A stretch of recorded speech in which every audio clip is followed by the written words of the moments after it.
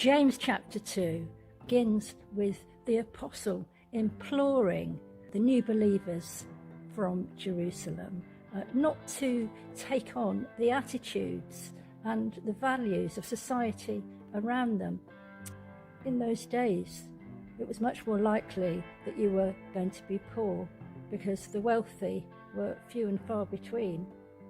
But James has noticed that sometimes in their gatherings for worship, somebody comes in wearing nice clothes and a gold ring, and they're treated differently. They're told to come and sit down here, please, while beggars are dismissed, ignored at best, or at worst, told to sit on the floor.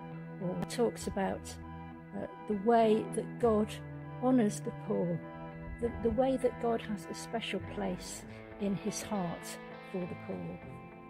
Now, in those days, the wealthy really did hold all the power and all the cards. If you were wronged by someone, you couldn't take them to court if they were a wealthy person and you were poor. And they could drag you through the courts and you could end up in debtors' prisons.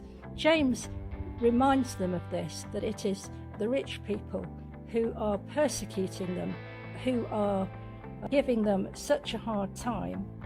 James was particularly critical of the high priests, who has made a rule that they didn't have to tithe because the money they received or the goods they received or belonged to God. And if they didn't tithe, that meant the ordinary priests at the bottom of the pecking order had no means of support. James was quite angry about this, and he was quite like his brother Jesus in many ways. He hated the way people twisted the law and twisted religious rules to suit themselves. And he hated hypocrisy. In AD 62, High Priest Annas actually had James put to death, very likely because of this. Now, these early believers would have been taught the sayings of Jesus, royal rule of love. What does that mean? Well, it's probably what Jesus said on the Sermon on the Mount, the law and the prophets being summed up in the saying, you shall love your neighbour as yourself. If you break any one of them, that makes you a lawbreaker, and he's including this royal rule of love in that. The phrase, go in peace, sheer hypocrisy, bless them in such a way by saying, clothed in Christ and be filled with the Spirit.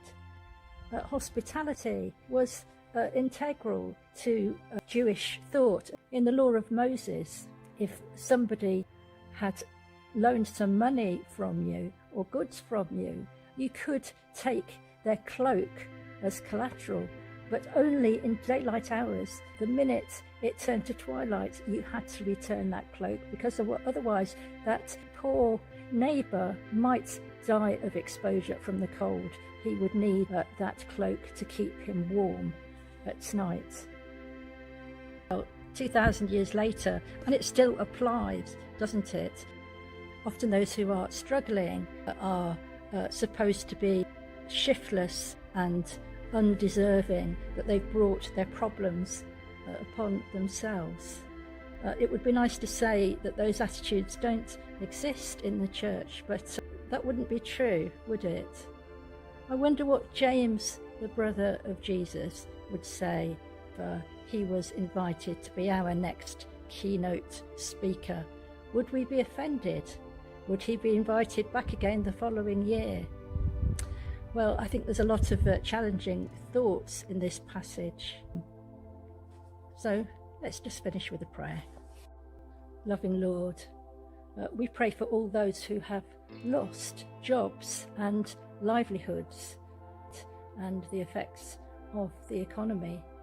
We pray for all those who are living in straitened circumstances because of ill health or poor mental health.